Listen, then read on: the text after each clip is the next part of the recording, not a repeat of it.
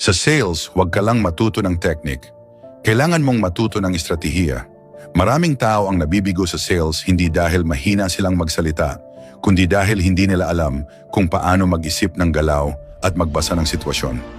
May kausap na customer, diretso agad mag-present. Nagtanong ng presyo, sagot agad. Nag-aalinlangan ng customer, pilit agad kinukumbinse.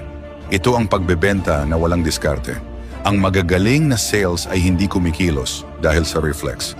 Kumikilos sila ayon sa malinaw na estratehiya at muro ng pagbebenta. Una, unahin ang estratehiya. Huwag magbenta kung hindi pa handang makinig ang customer. Kakabukas pa lang ng tawag, diretso ka nang nagsasalita tungkol sa produkto. Sa ganitong sitwasyon, ikaw mismo ang nagtutulak sa customer na maging defensive. Ang bihasang sales ay kabaligtaran ng ginagawa.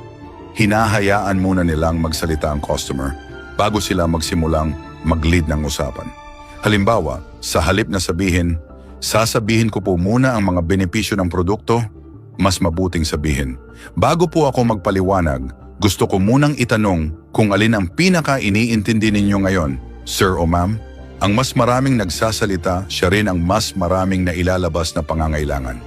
Ikalawang estratehiya, huwag makipagtalo kung sino ang tama. Sinasabi ng customer na mahal ang presyo. Ikinukumpara ka sa iba. Sinasabing mas mura sa ibang lugar. Ang baguhang sales ay nakikipagtalo. Ang magaling na sales ay hinahayaan munang maging tama ang customer. Dahil ang nananalo sa argumento ay bihirang siya ring nagbabayad. Halimbawa, kapag sinabi ng customer, mas mura sa kabila, sabihin mo, tama po kayo. May iba't ibang presyo talaga sa market. Ang mahalaga po ay kung ano ang batayan ng comparison ninyo, sir o ma'am. Kapag kinilala ang pananaw ng customer, bumababa ang tensyon at mas handa siyang makinig. Ikatlong estratehiya, huwag agad mag-close, ihanda muna ang isip ng customer na bumili. Karaniwang dalawang resulta lang ang alam ng sales, nakabenta o hindi. Ang mataas na antas ng sales ay lumilikha ng ikatlong estado.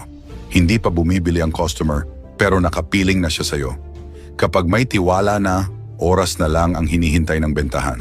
Halimbawa, sa halip na tanungin, magpo-proceed na po ba kayo ngayon?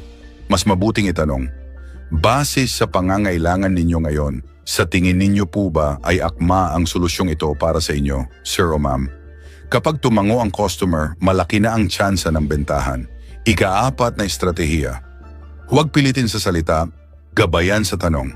Ang pilit na pangungumbinsi ay naglalagay ng pressure. Ang tamang tanong ay nagbibigay ng kontrol. Isang tamang tanong ay mas malakas kaysa maraming papuri. Halimbawa, sa halip na sabihin,